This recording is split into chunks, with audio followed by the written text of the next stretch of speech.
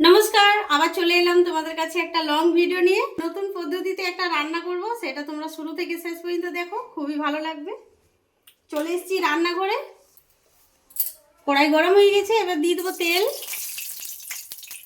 মাছটা একদম দেখো খুব বড় বড় পিস করে কেটেছি, মানে কাটা করিয়েছি। যেখানে নিয়েছিলাম রুই মাছ, তোমরা চাইলে কাতলা মাছেও করতে পারো। এখানে দেখে নিয়েছি বাদাম, ভাজা বাদাম। এখানে নিয়েছি পেঁয়াজ অনেকটা, নিয়েছি হলুদ, নুন, আর এখানে নিয়েছি আদা রসুন পেস্ট, লঙ্কা আছে, আর উপরে যেটা দেখছো ধনে গুঁড়ো, জিরে গুঁড়ো, আর এখানে নিয়েছি ধনে পাতা। মাছ ভাজার জন্য খুব ভালোভাবে তেলটা আমি গরম করে নিয়েছি। এবার মাছটা ছেড়ে দিচ্ছি।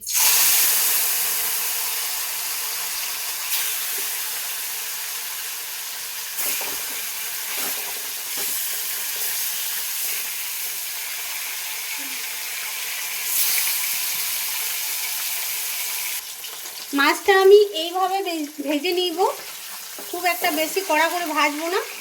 এইভাবে ভেজে আমি এইভাবে তুলে নিচ্ছি। মাছটা একটু একটু কাঁচা থাকবে, তাহলে টেস্টটা খুব ভালো হবে।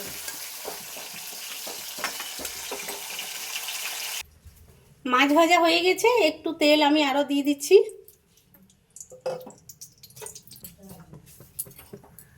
তেল গরম হয়ে গেছে, এবার দিয়ে দিচ্ছি পেঁয়াজ।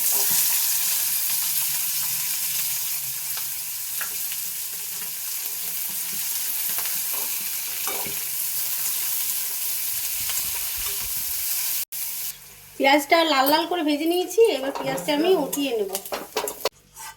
এবার আমি ভালো করে ঠান্ডা করে নেব, তারপর বেটে নেব। পেঁয়াজটা ঠান্ডা হয়ে গেছে, এবার আমি বেটে নেব। এর সাথে দিয়ে দিচ্ছি বাদাম।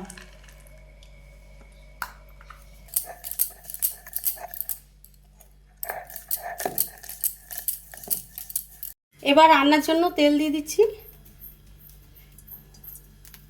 তেল গরম হয়ে গেছে, এবার একটু দিয়ে দেবো কালো জিরে, দিয়ে দেবো টমেটো,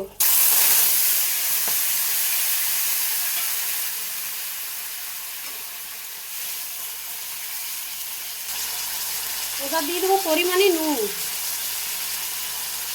মাখা মাখা করবো, তাই পরিমাণে নুন দিয়ে দিলাম। একটু দিয়ে দেবো হলুদ।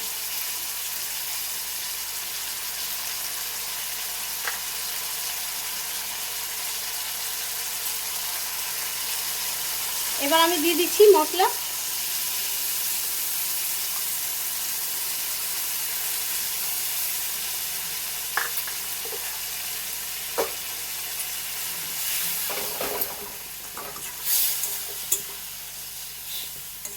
একটু ভালো করে নাড়াচাড়া করে নেব।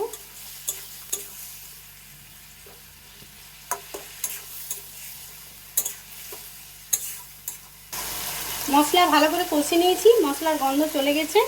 এবার আমি দিয়ে দিচ্ছি পেঁয়াজ আর বাদাম। পেঁয়াজ আর বাদাম যেটা ভেজে বেটেছিলাম সেটা দিয়ে দিলাম। এবার ভালো করে নাড়াচাড়া করে নেব।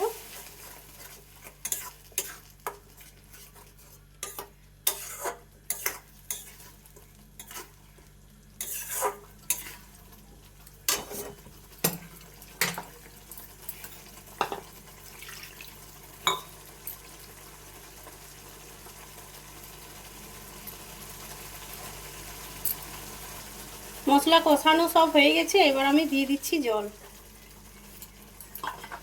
পরিমাণে জল দিয়ে দেবো, এটা বেশি ঝোল করব না, মাখা মাখা করব। পরিমাণে জল দিয়ে দিয়েছি, এবার একে একে মাছগুলো ছেড়ে দিচ্ছি।